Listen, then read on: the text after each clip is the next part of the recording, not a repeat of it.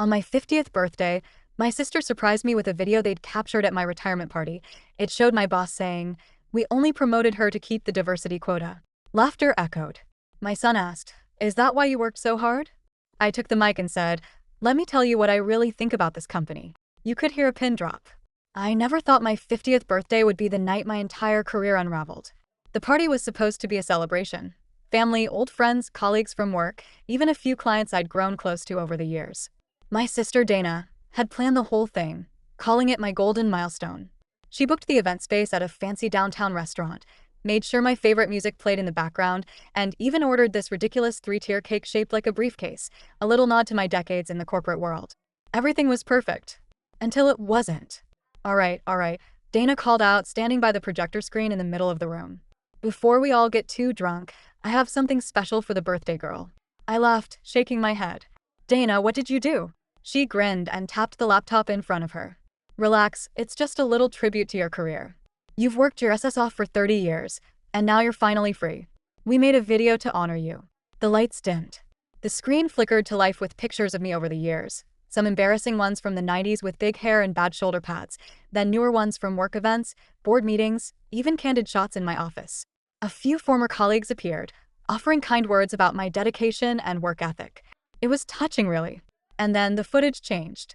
I recognized the setting instantly, the bar at my retirement party last month.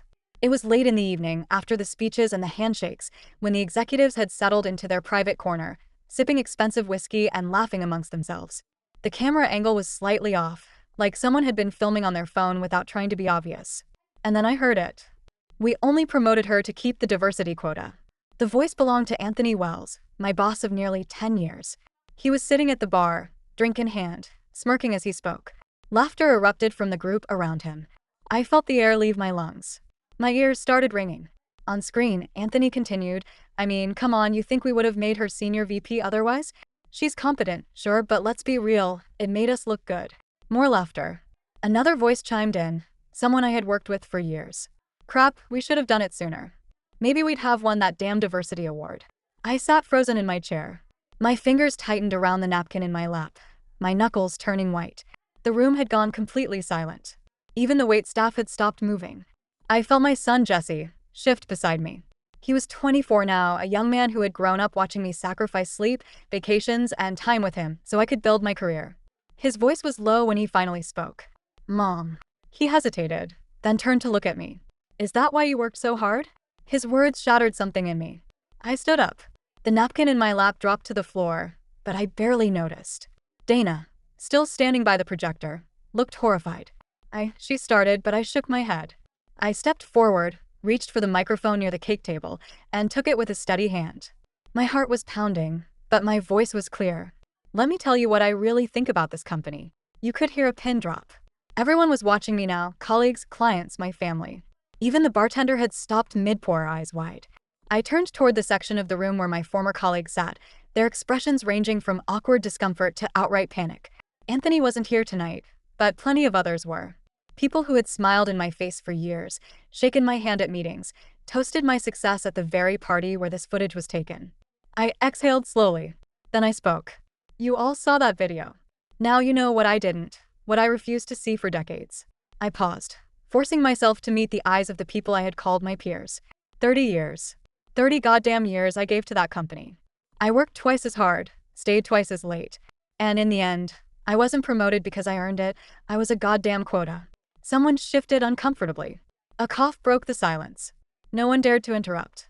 I turned to look at Jesse. His jaw was clenched, his hands fisted on the table. "I worked hard because I believed it mattered," I said, voice shaking now. "Because I wanted to be respected. Because I thought if I just kept proving myself, eventually, I'd belong." I let out a bitter laugh. "But I never did I?" Silence. I let the words hang in the air before I placed the microphone back on the table. My appetite was gone. I no longer cared about the cake, the speeches, or even the celebration. I had wasted 3 decades playing a game I was never meant to win. And now I am done. The next morning, I walked into Hartwell & Company one last time. Not as an employee. Not even as a retired executive. I walked in as a woman with unfinished business. The receptionist blinked in surprise when she saw me. Good morning, Ms. Carter." "I didn't expect. I need to see Anthony," I said flatly. She hesitated. He's in a meeting. I smiled, but it didn't reach my eyes. Not anymore, he isn't. I didn't wait for permission. I knew this building better than most. The elevator ride felt longer than usual. My pulse steady despite the storm brewing inside me. When I reached Anthony's office, I didn't bother knocking. He looked up, startled. Oh, this is unexpected. I stepped inside and closed the door behind me. Then I pulled out my phone and pressed play. The color drained from his face as his own voice filled the room. We only promoted her to keep the diversity quota. I watched him swallow hard. Listen, you should know, I interrupted, that I just sent this video to the board. Panic flickered in his eyes. He reached for his phone. I smiled coldly. You might want to start packing your office. He stared at me, stunned. You can't just— I can, I said, turning for the door. And I just did. I walked out, shoulders squared, head high. I had spent 30 years trying to prove myself to people who would never truly respect me. Now it was their turn to answer for it. The moment I stepped out of Anthony's office, I felt something I hadn't in years, clarity. The weight I had carried for so long, the constant need to prove my worth. It wasn't mine to bear anymore. It never should have been. I walked down the hallway, past framed portraits of Hartwell and Company's founders, none of whom looked like me. I knew people were watching. I could feel the stares from behind glass doors, the hushed whispers. Some were probably wondering what I was doing here after my retirement. Others, the ones who had seen the video, were likely wondering how much damage I was about to do. They didn't have to wonder for long. I didn't stop at the elevator. Instead, I turned and walked toward the executive conference room. Through the glass, I saw them. 5 of the company's most powerful men, all gathered around a polished mahogany table. The board. They saw me too. And their expressions? Priceless. I pushed the door open and stepped inside. Lena, Richard Calloway, the chairman said, his voice even but wary. This is unexpected. I let out a humorless laugh. I bet it is. No one moved. No one spoke. These men had built entire careers on control, controlling numbers, controlling narratives, controlling people. But for the first time, they had no idea how to handle me. I took my time, walking to the far end of the room, pulling out a chair and sitting down. I wanted them to feel uncomfortable. Then I placed my phone on the table, screen up, and pressed play. Anthony's voice filled the room. We only promoted her to keep the diversity quota. A few of them winced. I let the video play in its entirety. Every last degrading, humiliating word. Every chuckle. Every insult disguised as banter. When it ended, I leaned back in my chair, folded my arms, and said nothing. I wanted them to sit in it. The silence stretched. Calloway cleared his throat. Lena, I held up a hand. Save it. He stopped talking. I had never seen a room of powerful men look so powerless. 30 years, I said, my voice level. 30 years I gave to this company. And this, I tapped my phone. Is what I was worth to you? No one had an answer. No one even tried to offer one. Good. Anthony is no longer going to be a problem, Calloway finally said, shifting in his chair. We'll handle it. I tilted my head. Handle it how? A beat of silence. A resignation package. I laughed. You mean you're gonna pay him to walk away quietly? I scoffed, shaking my head. Let me guess, golden parachute, hefty pension, maybe a fake PR statement about retirement to spend time with family? No one corrected me. Of course they wouldn't. Because I was right. I leaned forward, resting my elbows on the table. Let me tell you what's going to happen, I said. Anthony? He's done. Not just here. I want every company in this industry to know what he did. No quiet exit. No retirement announcement. You release a statement acknowledging exactly why he's leaving.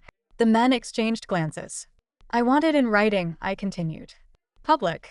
If it's not, I'll make sure this— I picked up my phone, shaking it lightly— goes viral by noon. Someone shifted uncomfortably. Good. Let them squirm. Calloway exhaled slowly. We can discuss the details. No, I said, standing up. You'll execute the details. And if I were you— I glanced at the clock on the wall. I'd start making calls. Without waiting for a response, I turned and walked out. I didn't need to see their faces to know they were scrambling. They should be, because I wasn't done yet. When I got outside, the cold Chicago air hit my face, snapping me back to reality. I pulled out my phone again, scrolling through my contacts until I found the one I needed. Dana. She picked up on the first ring. Tell me you ruined his life, she said immediately. I smiled. Oh, we're just getting started. She laughed. Now that's what I like to hear. Come over. I have an idea. Of course she did. Dana had always been the one who never played nice. where I had spent my life playing the game, trying to prove I belonged in their world. Dana had seen through the bullcrap years ago. And now, I was ready to finally listen.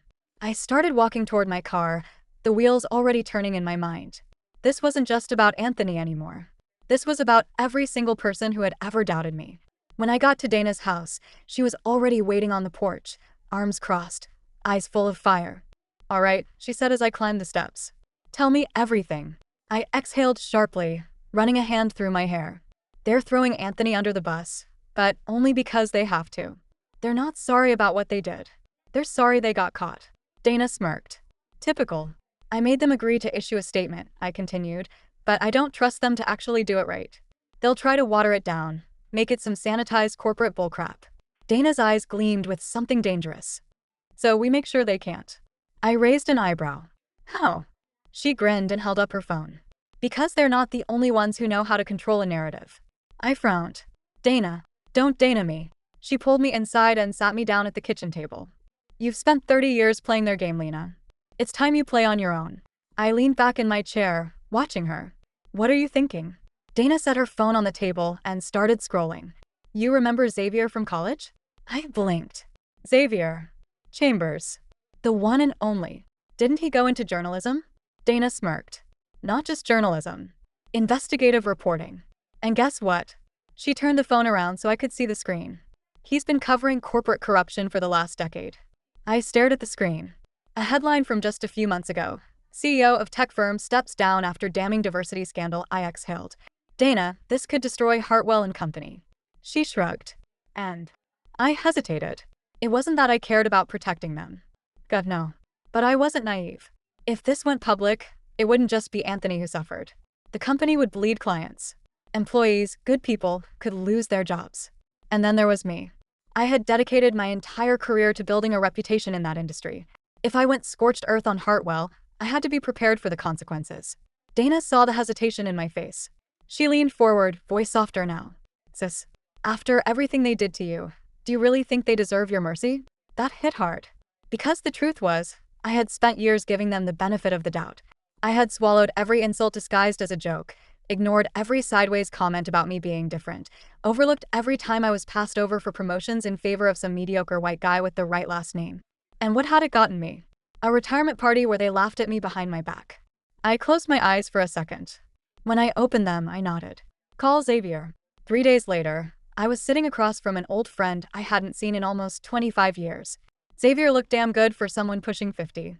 A little gray at the temples, but the same sharp, knowing eyes. He leaned back in his chair, hands steepled together as he listened to me lay it all out. When I finished, he let out a low whistle. "Damn," he said. "That's even worse than I expected." I took a sip of my coffee. "You see why I called you?" He nodded, tapping his fingers against the table. "Lena, if I run this story, you know what's gonna happen, right?" "I do." "They're gonna come for you," he warned. "Not just them. Other companies. Other execs. You won't just be exposing Hartwell. You'll be exposing an entire system." I met his gaze. "Good." He studied me for a long moment. Then he pulled out his notebook. "All right," he said. "Tell me everything." And so I did. I told him about the years of microaggressions. The jokes that weren't really jokes. The promotions that I had to fight twice as hard for. And then I told him about the night of my birthday. About the video. About the silence in the room when the truth came out. About my son's voice asking me, "Is that why you worked so hard?" Xavier wrote everything down, nodding occasionally, his expression unreadable. When I finished, he sat back and exhaled. "This is gonna be big." I just nodded. "I know." He closed his notebook. "I'll reach out once I have the first draft ready." "But Lena." I glanced up. "There's no turning back after this," he said. "Once this goes live, your name will be everywhere." I thought of Anthony's smug face. I thought of Calloway and the other board members, shifting uncomfortably in their expensive suits. I thought of the 3 decades I had given them. And I thought about how none of it mattered to them in the end. "I'm ready," I said. And I meant it. The fallout started before Xavier's article even dropped. Someone at Hartwell must have found out what was coming because suddenly, I was getting calls. First, from Calloway. Then from one of the PR reps. Then from Anthony himself. I didn't answer any of them. Then, 2 nights before the story was set to go live, Jesse called me. "Mom," he said, his voice tense. "Paul just called." I frowned. "Your father?" "Yeah." He said some guy from Hartwell reached out to him. I sat up straight. What? He said they wanted to talk to him. About you. A cold, slow anger settled in my chest. Of course. Of course they'd go after my family. Did he talk to them? I asked. Jesse hesitated. I knew that hesitation. I closed my eyes. Jesse, what did your father say? He sighed. I don't know exactly. He said they just asked him questions. About your time at the company. About how you got promoted. About whether you ever. I don't know. Implied that they were racist before all of this. I swore under my breath. They're looking for leverage, I muttered. They want something, anything to discredit me before the story drops. Jesse was quiet for a long moment. Then he said, Mom, you think Dad gave them something? I didn't want to believe Paul would betray me like that, but I also knew him. Paul had always been the kind of man who didn't like conflict. The kind of man who had told me over and over again to just be patient and play the game. And now, I had a sinking feeling that when Hartwell came knocking, Paul had given them exactly what they wanted. I clenched my jaw. If they thought they could scare me into silence, they were dead wrong. The next morning, I was at Dana's place again, pacing her kitchen while she sipped her coffee, watching me with narrowed eyes. They're desperate, she said finally. I scoffed. No crap. They know they can't control the story anymore, so they're trying to dirty your name before it drops. I leaned against the counter, rubbing my temples. I just didn't think they'd go after Paul. Dana raised an eyebrow. Why not? He's your ex-husband. He knows your past. He's an easy target. I shook my head. Paul isn't a bad guy. He's weak, but he's not malicious.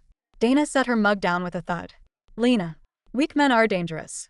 They don't need to be malicious. They just need to be scared enough to sell you out. I hated how right she was. I grabbed my phone and stared at Paul's contact. I hadn't called him in months. Not since Jesse's birthday. Our conversations were always short, polite, and impersonal. The divorce had been final for years, but the cracks had started long before that. Paul never liked confrontation. He didn't like that I was always the loudest person in the room, the one who challenged things. He believed in keeping his head down, working quietly, never making waves. And when my ambitions started outgrowing our marriage, he resented me for it. I took a deep breath and hit the call. He answered after 3 rings. Lena. Paul. I kept my voice even. Jesse told me Hartwell reached out to you. A pause. Then, I wasn't going to say anything. I closed my eyes. Of course he wasn't. What did they ask you? I pressed. He sighed. They just wanted to know about your time at the company. Your promotions. Whether you'd ever. He hesitated. Have I ever accused them of racism? I finished for him. Yes. I waited. And what did you say?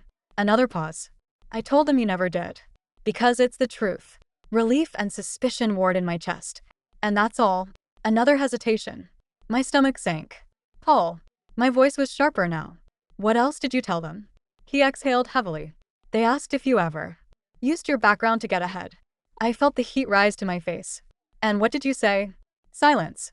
I gripped the phone tighter. Paul. I didn't say yes, he snapped. I told them you always worked hard, but that you knew how to be smart about your career moves. That you understood when to take advantage of opportunities. I stared at the wall, pulse hammering. So you basically told them I played the race card. That's not what I said. That's exactly what they wanted to hear. My voice was ice. Jesus Christ, Paul. Do you even understand what you've done? Lena, I wasn't trying to. I hung up. Dana let out a low whistle. Wow. You really married that man. I shot her a look. Not the time, Dana. She shrugged, sipping her coffee. I told you he was spineless. I was too angry to argue. I sat down at the table, hands shaking. Paul had handed them exactly what they needed. A way to spin the story. A way to make it seem like I had manipulated my way up the corporate ladder. I could already hear the headlines. Disgruntled former VP turns on company that helped her career. Was it really discrimination? Or just strategy? I wanted to scream. Dana, ever the pragmatist, leaned forward. All right. We pivot. I blinked. Pivot. She nodded. You need to get ahead of this. Hartwell is going to leak whatever Paul told them. You can't just wait for the backlash. I exhaled sharply. So what do we do? Dana's lips curled into a slow, devious smile. We play their game. That night, Dana and I sat at her dining table, laptops open, scrolling through contacts. I hadn't planned on making this public myself. Originally, the idea was to let Xavier's article do the talking. But now, I needed to control the narrative before they did. We need people on your side, Dana said. Other women in the industry. Colleagues who saw what you went through. Anyone who can back you up publicly. I started typing. I know exactly who to call. Within an hour, I had a list. By midnight, my inbox was full of responses. Some were hesitant. Understandably, people were scared to get involved. Hartwell was powerful. The industry was small. But some were angry. Some had their own stories. And by the next morning, I had a team. A team ready to burn Hartwell and company to the ground. Then the first leak dropped.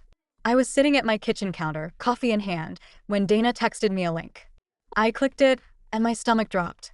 Former Hartwell VP accuses company of racism, but sources say she benefited from diversity hiring. I set my coffee down slowly. I read every line of the article. Hartwell had been busy. They hadn't gone after me directly. Yet. But they had planted seeds. Anonymous sources claiming I was always aware that my promotions helped the company's image. That I had leaned into it. That I had played the system just as much as the system had played me. I clenched my jaw. God damn it, I muttered. A call came in. Xavier. I answered immediately. I saw it. Yeah, he said grimly.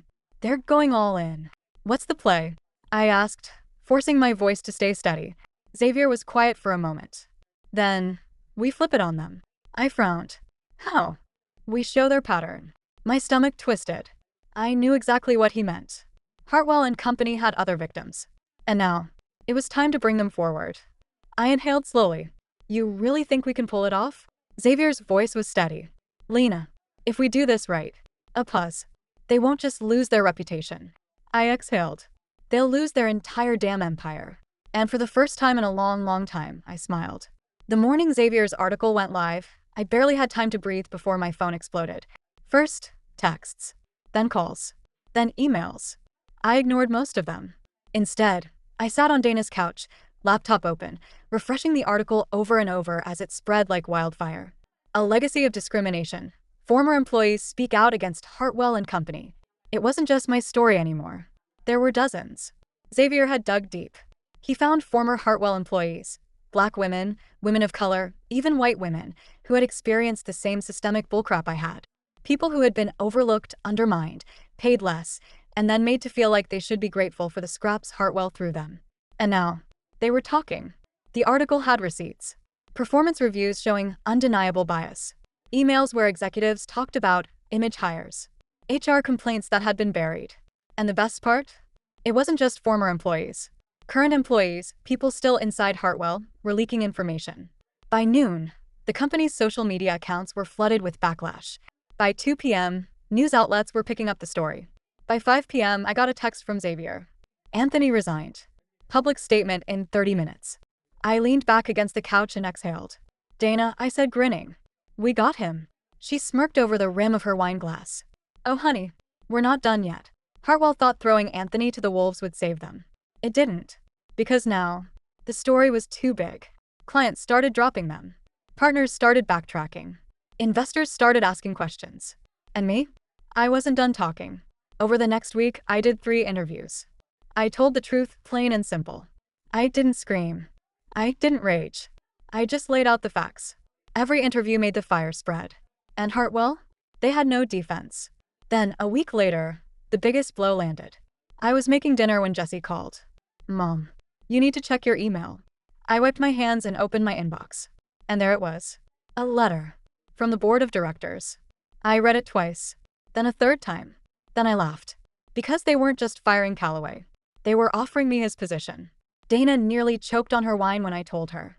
Wait, she coughed. Let me get this straight. You burned their house down, and they want you to move in. I grinned. Looks like it. I didn't take the job.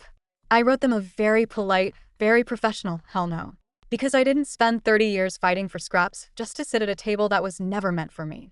Instead, I took the better offer. One of Hartwell's biggest competitors, a firm that actually valued real diversity, offered me a consulting role. I took it. On my terms. And Hartwell? They spent the next 6 months desperately trying to fix their reputation. But they never recovered. By the end of the year, they had lost their biggest accounts. Their name became synonymous with failure. Their empire? Gone. And me? I built something better. Something of mine. And I never looked back.